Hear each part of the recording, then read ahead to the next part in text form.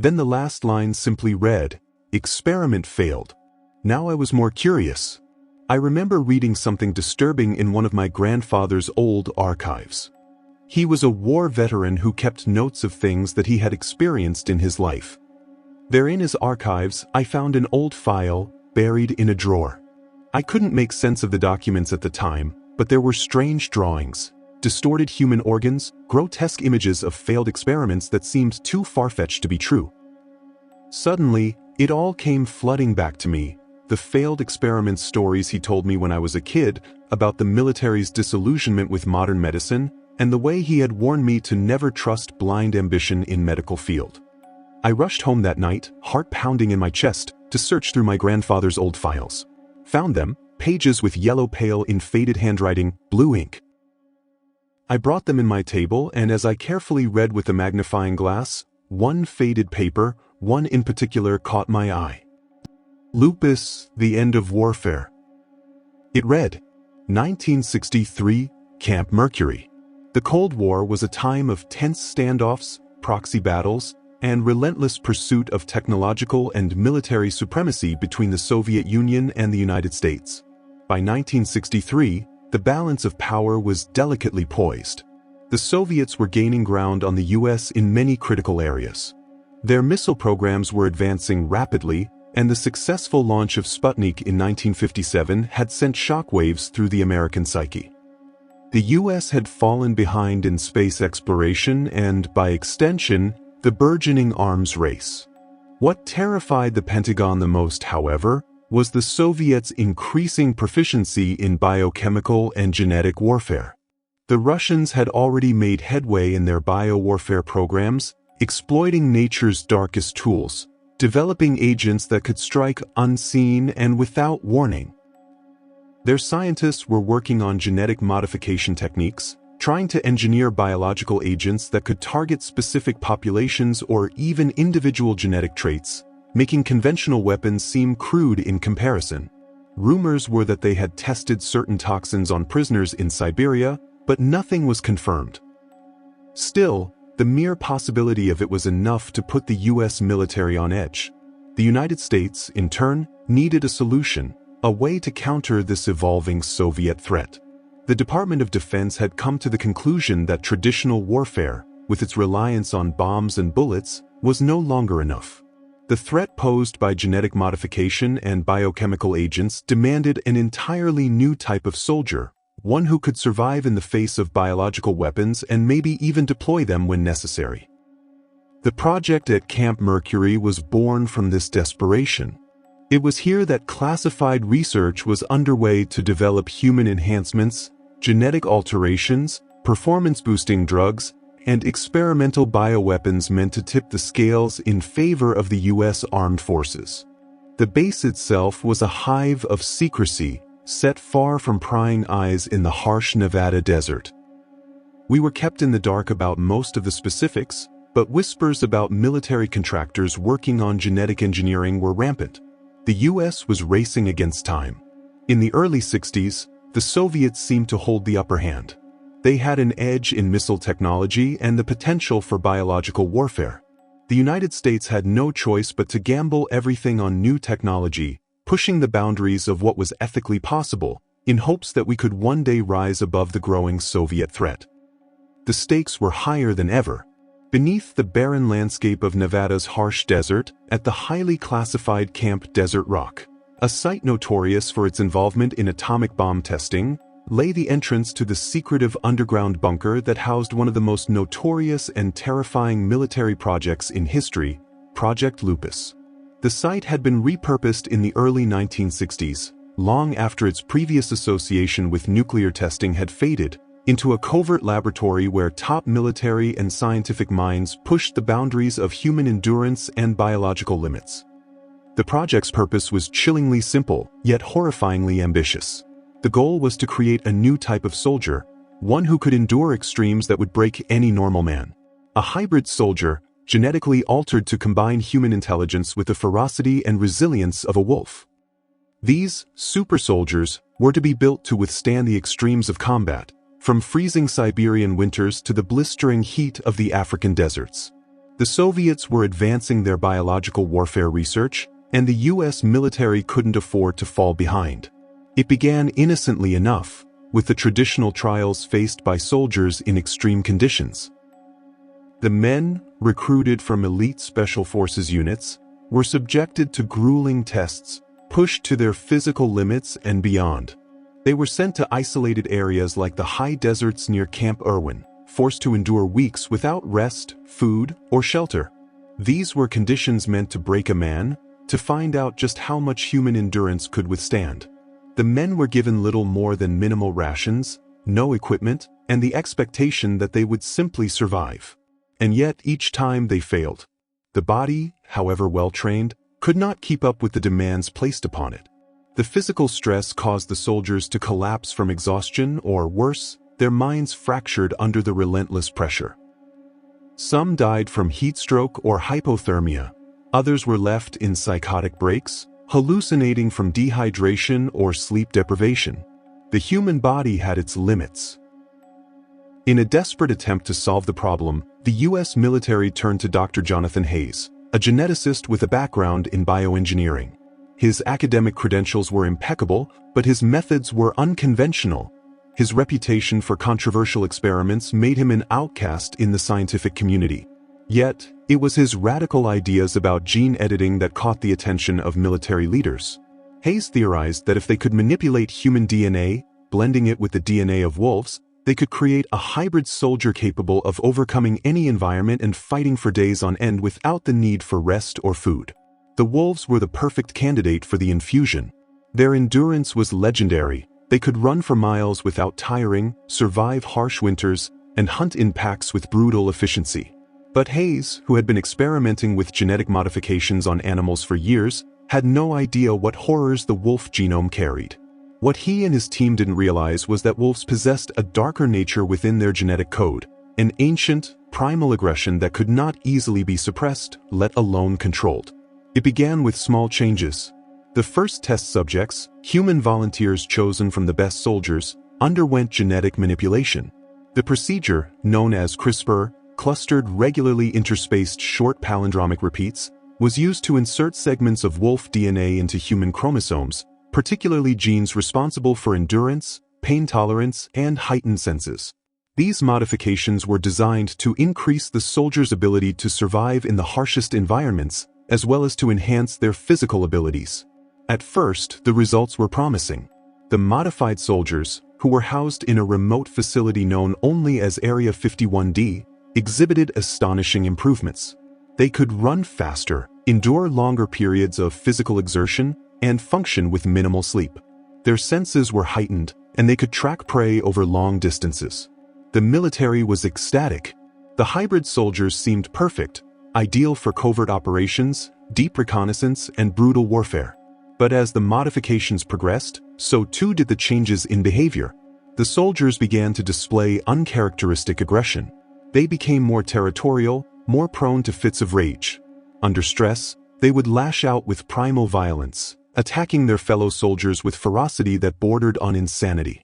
This was not simply the result of physical stress. It was as though the wolf's instincts had taken root deep in their subconscious. They no longer followed orders as obediently as before. They attacked without hesitation, no longer distinguishing between friend and foe. The first major incident occurred during a routine exercise near Camp Cold Lake, a site once used for chemical warfare training.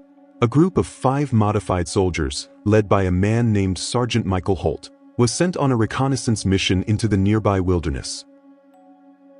The soldiers, who had undergone extensive genetic alterations, were outfitted with only the basic equipment, communication gear, and weapons designed for extreme conditions. But their mission quickly turned catastrophic. In the thick of the desert night, one of the soldiers, who had been showing signs of increasing aggression, attacked another, mauling him with brutal force. The other soldiers attempted to subdue the attacker, but their heightened aggression led to chaos. 2 soldiers were killed in the ensuing struggle, while the others were forced to flee back to base. The situation rapidly deteriorated as more incidents followed. Dr. Hayes and his team began to realize that they had underestimated the complexities of their genetic modifications. The wolf DNA had done more than enhance physical endurance. It had unlocked deep-seated aggression that could not be suppressed. The wolves' primal instincts were overwhelming the human elements, and their violent tendencies could not be reversed by any known treatments. One of the most horrifying aspects of Project Lupus was the unforeseen impact it had on the soldiers' psychology. They began to experience intense hallucinations, visions of forests and howling wolves, hallucinations so vivid that they could not distinguish them from reality. Some soldiers spoke of feeling an overpowering urge to run, to flee into the wilderness, like the wolves they had been genetically altered to emulate. Others experienced terrifying fits of mania, during which they tore apart their quarters in a frenzied rage. As the chaos mounted, the military attempted to quarantine the modified soldiers at Camp Mercury, a site previously known for testing atomic bombs and long abandoned due to radiation contamination. They were isolated, removed from normal society, but it was too late. The hybrid soldiers were now beyond the control of any human authority. In the final days of the project, one soldier, known only as Subject 42, escaped from his containment unit. His body, altered by the wolf DNA, was far stronger than any normal man's. He massacred guards and personnel with a savage intensity that shocked even the most hardened military officers. His escape was the final blow to Project Lupus. The military had no choice but to shut down the program. The modified soldiers were euthanized, and the remaining data was classified. Project Lupus was quietly erased from the military's records, buried beneath the mountains of Nevada where it would never be spoken of again. But the echoes of those experiments, the horrors they unleashed, would haunt the soldiers involved for the rest of their lives. The lessons learned from Project Lupus, that science pushed too far can lead to uncontrollable and catastrophic consequences, remained buried in the deepest recesses of classified archives. And for those of us who had witnessed the terrifying fruits of that twisted experiment, the nightmares would never end. The military didn't just want a soldier who could survive. They wanted a soldier who could shift between man and beast, transforming at will into a creature with the instincts and strength of a wolf, but still retain human consciousness. They hoped these hybrid soldiers would be able to track enemies, operate in hostile environments, and strike with the precision of a predator. The ultimate super soldiers. I reached the last of the pages and I found some notes, which read, "Dear friend Sergeant Adam Turner."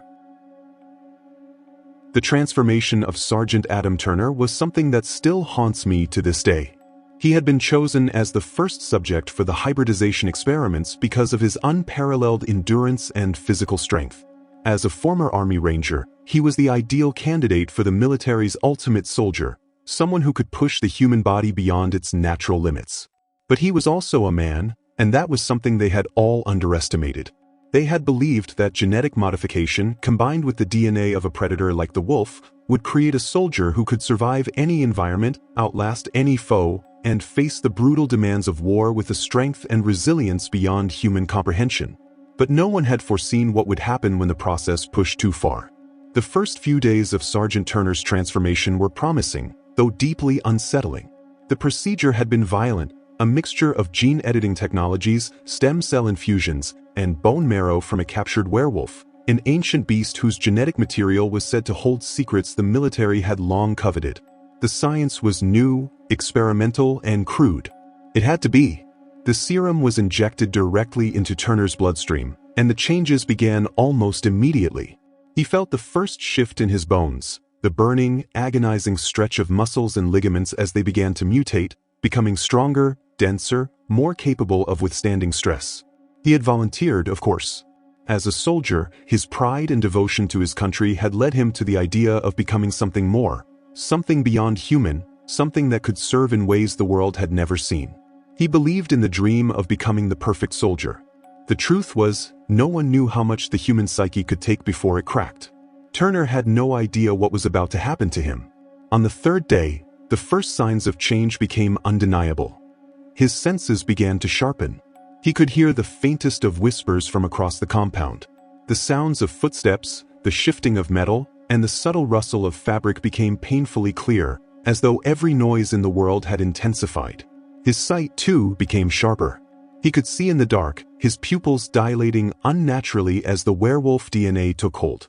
He was a predator, and his instincts were coming to the surface. But with the enhanced senses came a hunger that Turner could not control. It began slowly at first, an odd craving that gnawed at his stomach. He dismissed it as part of the physical stress of the transformation. But as the days wore on, it grew stronger. It was a gnawing, insatiable need that no amount of food could fill. By the fifth day, the craving had turned into something darker, a hunger for flesh, raw and unrelenting. Turner's mind, once disciplined and focused, began to slip. It was on the seventh day that the full moon began to rise over the horizon, casting a sickly glow over the barren desert outside Camp Mercury. The military had done its best to prepare for the inevitable. They had taken every precaution to ensure that the hybrid soldiers would not lose control. They had built reinforced containment units, stocked with tranquilizers and other measures to suppress any violent tendencies. But nothing could prepare them for what was to come. As the moon rose higher in the sky, Turner's transformation began in earnest. His bones cracked and shifted with a sickening sound. His spine elongated, and his muscles bulged beneath his skin, ripping through his uniform. His hands, once human, grew claws that extended with terrifying speed, and his jaw began to lengthen, teeth sharpening into fangs that glistened under the moonlight. His once clear blue eyes turned amber, wild with primal rage. He growled, a deep, guttural sound that vibrated through the walls of his containment unit, shaking the floor beneath him.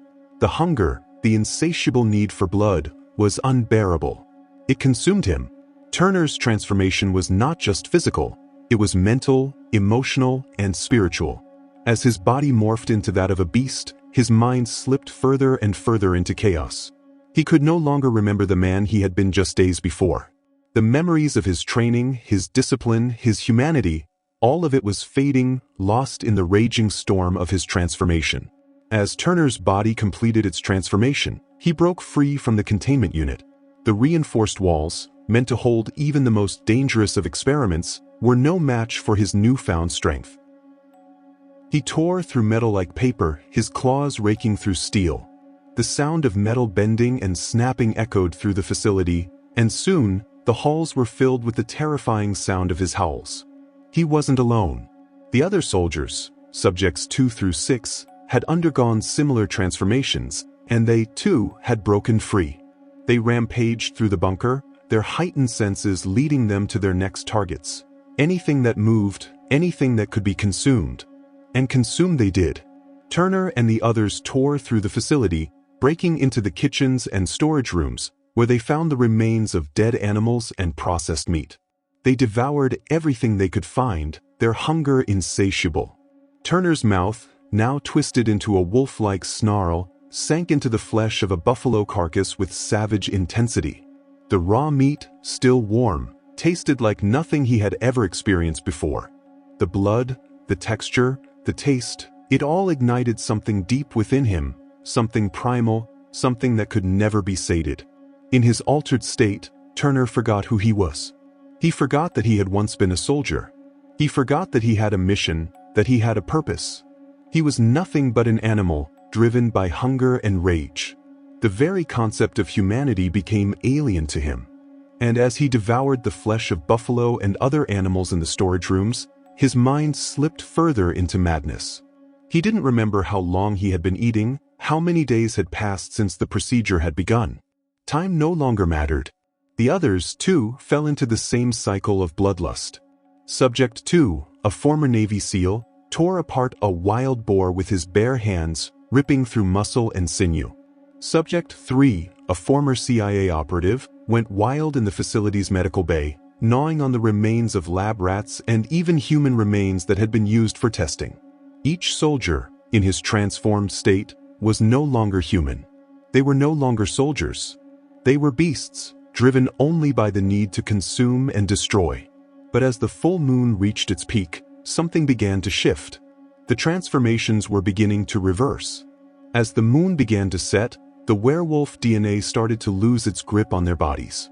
Turner's once bulging muscles began to shrink, his claws retracting. His teeth, once razor-sharp, dulled, and his fur began to recede. But as the transformation reversed, so too did the madness in his mind. When Turner finally regained his senses, he was no longer the soldier who had volunteered for the procedure. He stood, trembling, covered in blood, surrounded by the carnage of his own creation. The facility was in ruins, bodies scattered around him. Some of the other soldiers, torn apart by their own rage. His own hands were stained with blood, and the taste of raw flesh still lingered in his mouth. His mind was clouded with guilt and confusion, struggling to understand what had just happened. How much time had passed? How many days had he been in this state? The hunger, the rage, it had all consumed him. But now that he had returned to his senses, it was too much to bear. Turner fell to his knees, the weight of his actions crashing down on him like a tidal wave. He had been an animal, nothing more. A savage, a monster. The transformation had taken only 7 days. 7 days that had cost him his humanity. 7 days that had turned him into a creature of nightmares. But this was just the beginning. The military had lost control of their experiment. And with the creatures, those hybrid soldiers, loose in the world. What remained of Sergeant Turner was no longer human. And what had been created in Project Lupus could never be undone. Then one day, there was no trace of Turner. Nowhere to be found. I still miss him. Written in my grandpa's handwriting. What did I just read? How could humanity have been so insane? These were my thoughts, my racing mind as I closed the final page of the notes my grandfather left me. I couldn't shake the horror of it all, the sickening realization that something far worse than anything I'd ever imagined had been unleashed upon the world. I thought about the creatures, those hybrids, how they had torn through the military's best attempts to contain them. Soldiers who had once been powerful, the epitome of human strength, now reduced to twisted, savage beasts, their minds lost to the primal urges of the wolf. As I sat in the quiet, the weight of the truth pressed down on me. My grandfather had been involved in something dark, something far beyond the realm of anything I could have ever conceived. The creatures, those monstrosities, were out there, still lurking in the shadows, the full moon still casting its eerie glow over the forests near Camp Mercury. And with that moonrise, the creatures grew stronger, more uncontrollable. I shook my head, trying to clear my thoughts, but the realization crept in slowly, gnawing at me. The hybrids were still out there, lurking, hunting, their monstrous forms waiting for the right moment to strike. My heart pounded as I imagined the horrors that had unfolded at that forsaken military base, the bloodshed, the chaos. But there was something else, a deeper awareness that I couldn't ignore. These creatures, the hybrids, weren't simply the product of science gone wrong. No, they were a warning. A stark reminder of the dangers of pushing boundaries too far, of meddling with forces we can't possibly hope to control. And so, I turn to you now. Be careful of your surroundings. The world is not as it seems. The creatures you think are just stories or urban legends may be more real than you know. The next time you find yourself out at night, wandering the streets or taking a quiet walk through the woods, look over your shoulder. But despite all the darkness that surrounds us, there's hope. There's always hope. The human spirit, after all, is resilient. The mistakes of the past don't define us. And while the monsters of the world may haunt the shadows, it is our strength, our determination, and our ability to learn from the past that will guide us forward. We may face terrifying creatures, metaphorical or otherwise, but we will always rise to meet the challenge.